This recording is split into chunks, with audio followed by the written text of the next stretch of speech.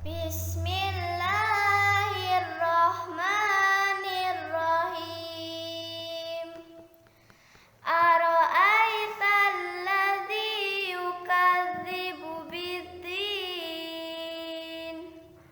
fadzalikal ladzi yad'ul yatim wala yahuddu ala ta'amil miskin, fawailul lil musallin alladzina hum an sholatihim sahun alladzina hum yura'un wa yamna'unal ma'un.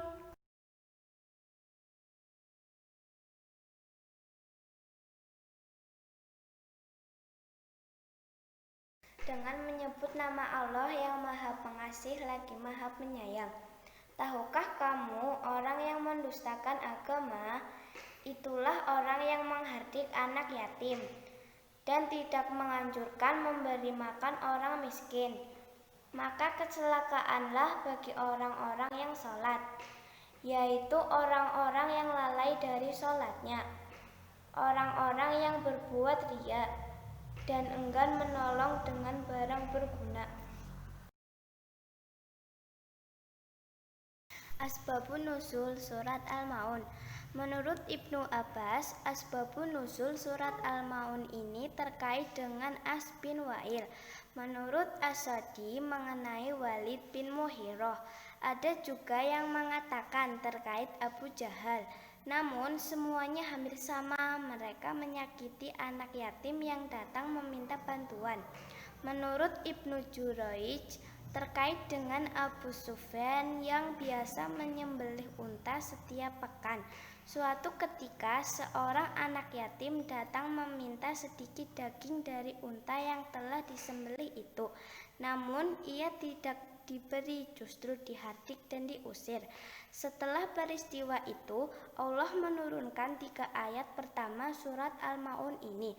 Asbabun Nuzul yang lain diriwayatkan dari Ibnu Munzir bahwa Ibnu Abbas mengatakan ayat keempat surat Al-Maun turun mengenai kaum munafik. Mereka memamerkan sholatnya, namun tidak sholat jika tidak ada yang melihat, serta tidak mau meminjamkan sesuatu kepada orang lain.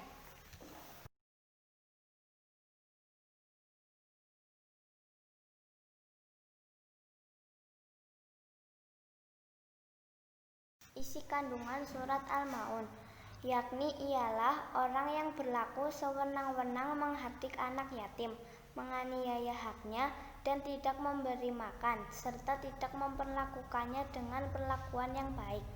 Semakna dengan apa yang disebutkan di dalam ayat lain melalui firman-Nya surat Al-Fajr ayat 17-18. Sekali-kali tidak demikian. Sebenarnya kalian tidak memuliakan anak yatim, dan kalian tidak saling mengajak memberi makan orang miskin. Maknanya yang dimaksud ialah orang fakir yang tidak mempunyai sesuatu pun untuk memenuhi kebutuhan dan kecukupannya. Isi kandungan surat Al-Maun.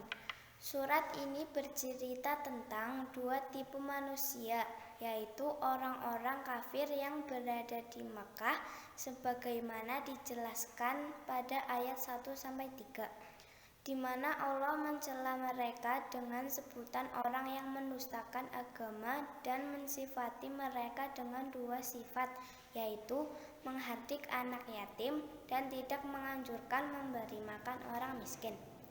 Sedangkan pada ayat 4-7 menjelaskan orang-orang munafik yang menyembunyikan kekafiran dan menampakkan keislaman, yang berada di Madinah, di mana mereka tersifati dengan 3 sifat, yaitu lalai terhadap sholatnya, riya dalam beramal, dan enggan menolong dengan barang-barang yang bermanfaat. antar tetangga sekalipun mereka beramal bukan untuk Allah melainkan untuk riya dan beramal dalam sholatnya.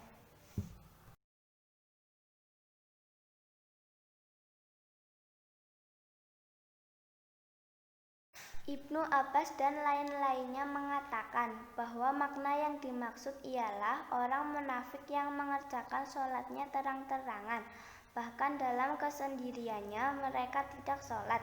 Maka karena itulah disebutkan oleh firman-Nya, bagi orang-orang yang sholat, dalam surat Al-Ma'un ayat 4, yaitu mereka yang sudah berkewajiban mengerjakan sholat dan menetapinya, kemudian mereka melalaikannya.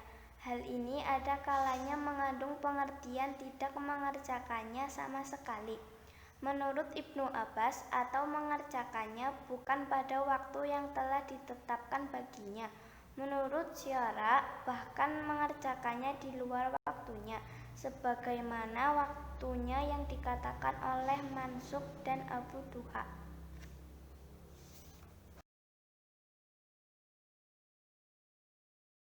Dan termasuk hal yang berkaitan dengan makna firman-Nya, orang-orang yang berbuat riya ialah bahwa siapa yang melakukan karena Allah lalu orang lain membuatnya dan orang lain takjuh dengan perbuatannya, hal ini bukan termasuk perbuatan riya, yakni mereka tidak menyembah Tuhan mereka dengan baik dan tidak pula mau berbuat baik dengan sesama makhluknya, hingga tidak pula memperkenankan dipinjam sesuatunya yang bermanfaat, dan tidak mau menolong orang lain dengannya, padahal barangnya masih utuh setelah selesai dikembalikannya lagi kepada mereka.